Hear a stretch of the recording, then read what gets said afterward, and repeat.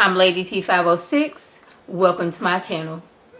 Hello everyone's. I am here for Real Housewives of Atlanta season 11 episode 11. If you're new to my channel, welcome. If you're returning, you family member over here and you one of my peoples, welcome back. So we're still arguing with Portia and Candy. Candy's talking about something. I was doing you a favor for even inviting you to Ty's party. Like, you should be grateful that you had the pleasure even being there. And Portia's like, don't do me any favors. I was like, I didn't like that.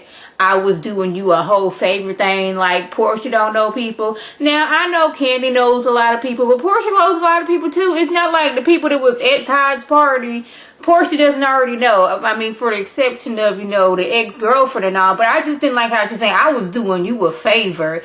And I'm like, is she using this as an excuse as to not hang out with Portia, not be cool with Portia? Because she's already like, I'm finna unfollow her on all social medias, this, that, and the third. It's like, none of this would have happened if Candy had just came to Portia and got her side of the story, instead of just listening what everybody at the Candy Coat Factory had to say and not coming to Portia. Because she already told Portia, okay, girl, you got kicked out. All right, I'm still partying right now, but I will call and or text you later.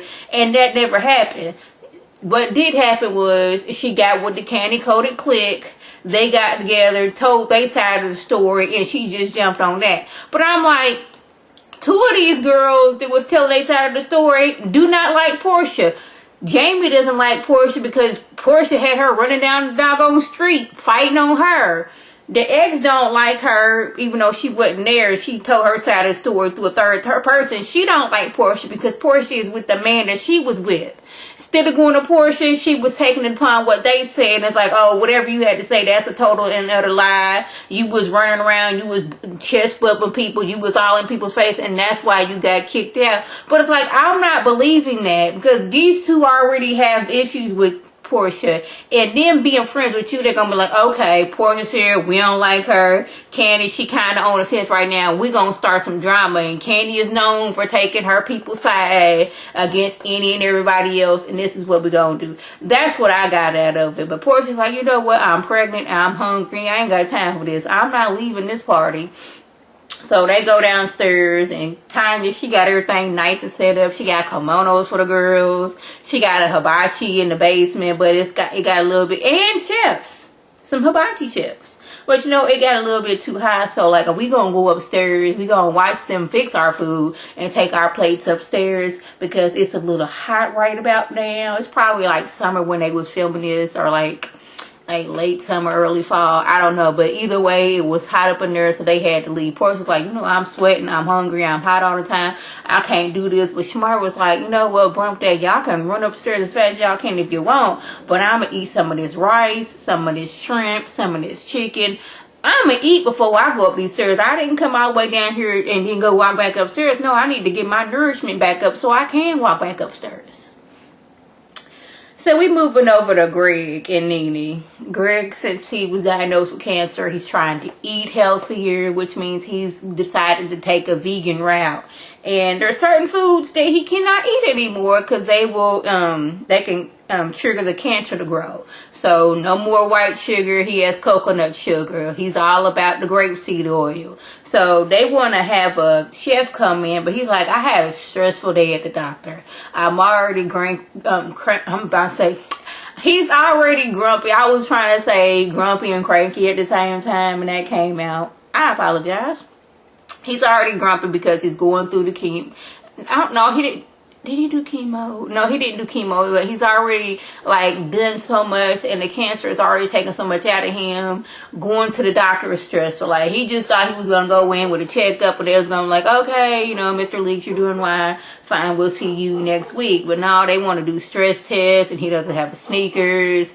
They want to draw for blood, but they got to poke him 5-6 times. Your girl knows that all too well. My veins are very, very small. I was a sickly child, and I was in and out of the hospital, and they stuck me so many times. My veins, they want to bounce around and all that stuff. So I know what Greg is talking about when you got to get poked multiple times. When it's time to come home, you angry because your arm is sore. You got 4-5 band-aids on.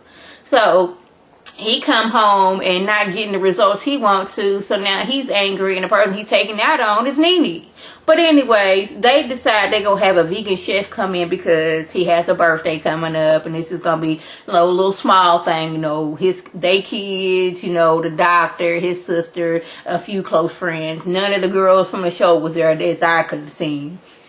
But he not really liking the suggestions that the chef is giving out, because he's not trying to eat any kind of hybrid vegetables like carrots and such like that. I want a vegetable like you didn't have to put two other vegetables together to get this vegetable. No, like you can cook plant-based food, but you're not a vegan chef. I want an actual factual vegan chef, and everything that you have on that list I can't eat. So she suggests, okay, what can you eat so we can work with that. So later on in the episode, he had, like I said, all their kids was over.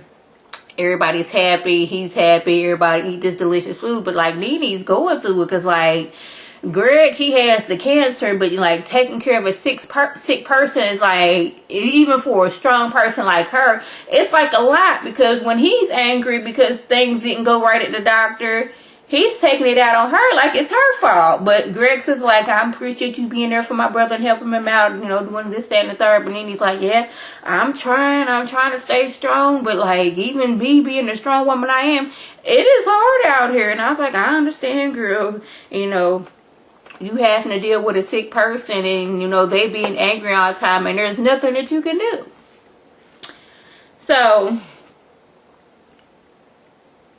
Candy decides she's gonna have like a variety burlesque show. She gonna make some money off that hoe she had a sex dungeon. All the shade is gonna get her paid. I was like, all right, girl, go ahead and make your money.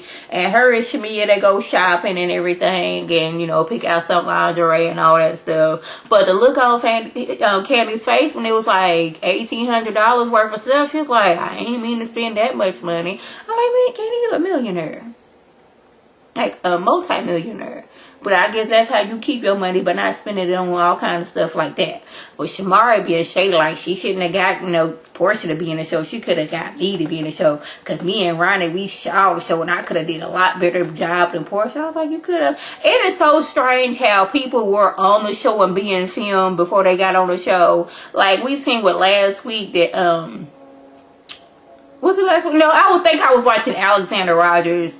He was reviewing like season 2, and like Portia's ex-husband was on there with his then wife. It's just funny how that works out. But she said she gonna make some money off of this with the little whole sex dungeon and all that stuff. So Portia goes to the therapist and realizes that she should have asked more questions about Dennis when they first started going together. I was like, girl, we been said that, because you was all like, I ain't gonna be asking too many questions, because the last girl was asking questions, where is she at? She asked the questions, got the answers she didn't like, and she chucked the deuces. That's what happened to her. But they agreed to break off their relationships they had and just be monogamous. Well, she did that, but he didn't. He was still out here texting that ex-girlfriend. I think her name is Sherry. So she feeling some type of way. He feels that like she left a therapist office at this point, and she talked to him, and he feels since it wasn't any damaging messages, that really shouldn't matter. But she also realizes when I get in relationships, I like to paint the picture that everything is just perfect. Everything is beautiful. To the world, it looks like we have the perfect relationship. But behind closed doors, it's all messed up. You should have never been texting that girl to put yourself and me in that type of situation. So I'm up there building you up to all these girls, and you out here still texting this girl, and how that gonna make me look? But he realized, he's going on like said, you text other people too. Yeah. No, he said other people was texting you, and she was like, yes. But the thing is, I didn't respond to those texts. You responded. But he realizes that the ex may have been shady along with a third party. I'm thinking it was with Jamie and or Candy. Candy spent a good 4 or 5 episodes at the beginning of this season, and every time you seen her on the screen, she was talking about Portia. She was talking about Portia's man. She was talking about all the women in Portia's man's life. That was her whole storyline. And then for her to go on to like, I ain't got time to be worrying about Portia and her man, and, you know, calling her every time something come up. But that was your storyline every time someone popped up. It was what Portia was doing, what Portia's man was doing, what Portia's man was doing with who, why, when, and where. Lastly, Cynthia thought it was a good idea to have Candy, Marlo, and Eva interrogate Will. Now, I don't know why we had to bring Marlo into this situation, because I didn't know y'all was that cool, and like, Marlo really don't need to know your bitch. Like, really, I don't know why you needed them to, like, interrogate Will. But I guess you did find some, like, no, what's his name? Is his name Will or Mark?